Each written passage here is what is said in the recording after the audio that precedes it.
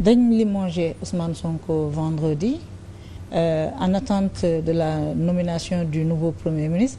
Samedi mu am une autre situation rocambolesque politiquement. Le président de l'Assemblée nationale El Malick Ndiaye démissionne. Ñu convoqué le bureau de l'Assemblée pour programmer une plénière mardi. Plénière boo xam ne dañ ci réinstaller Ousmane Sonko comme député ba pare porter ko à la tête de l'Assemblée nationale. Lan mooy sa taxawaay sa position sur ce qui s'est passé entre samedi et aujourd'hui. da nga introduire ne rocambolesque xam nga bu ñu miinalee manipulation dans tous les sens nit dëj na fi porté malade def li muy def ba dribblé sëñ Mountakha moom mujj ñëwaat ñëw dama doon tappale droit du caaxaan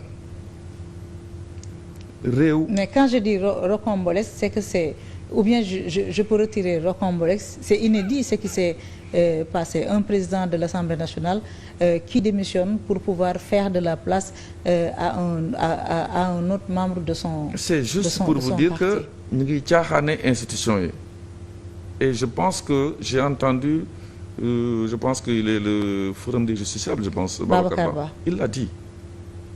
Et pourtant il y a 48 heures il défendait un peu entre guillemets les ak ak yelleefu Ousmane Sonko dans un autre domaine. Maïmouna suñu constitution mooy suñu loi fondamentale moo tiim ñëpp moo tiim sax président de la République. Moo régir les relations, la vie politique, judiciaire, tous les économique. institutions lépp fonctionnement de l'État la constitution moo ko def. Constitution bi il y a aussi la loi électorale le code électoral gis nañu aussi am na ay règlement intérieur à l'Assemblée nationale. Règlement intérieur yi gis nga ñaar moo war a intéresser aujourd'hui le débat bi ngi ci thème bi nga wax dafa am benn loi organique boo xam ne moo régiroon affaire fonctionnement Assemblée nationale. Règlement intérieur boobu bu mujj bi 2002 lañ ko def mu prévoiroon naka lay député bu nekk bu mujj nommé gouvernement naka lay fonctionner wala ku nekk ci gouvernement bi ñu jékki-jékki nga nommé le député nga élire le député quelle est la situation. Loi boobu ñëw na ba mois d'août 2025 moo doon appliqué wu parce que loolu la ñu naan l'application de la loi dans le temps sauf rétroactivité. Jusqu'à donc 18 août pour ne pas dire promulgation 27 août 2025 loi bi ma lay wax du 15 mai 2002 moo doon appliqué wu.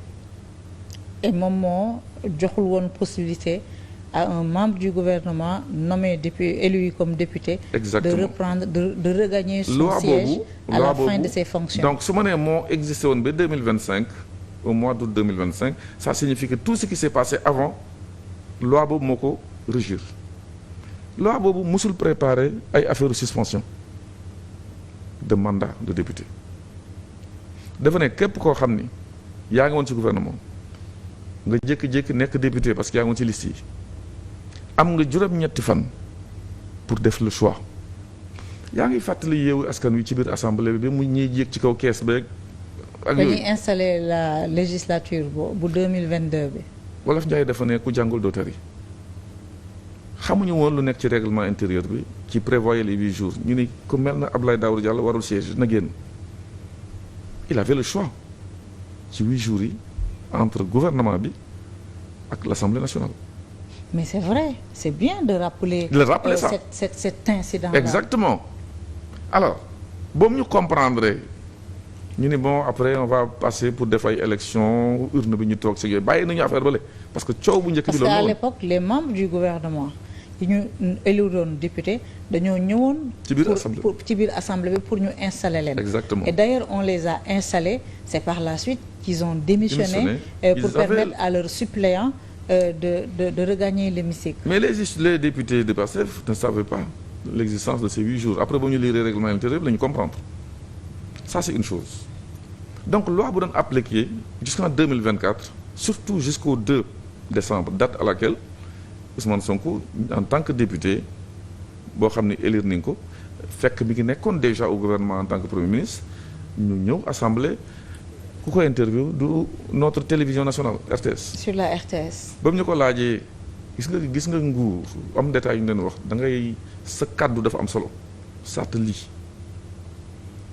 ba mu ñu ko laajee lan moo la fi indi mu ne ma ñaari chose donc déposer sama démission mooy choisir naa gouvernement liggéey bu am solo laa ne war a nekk avec le président de la République loolu boobu ma ko waxee déposé naa ko le débat est clos parce que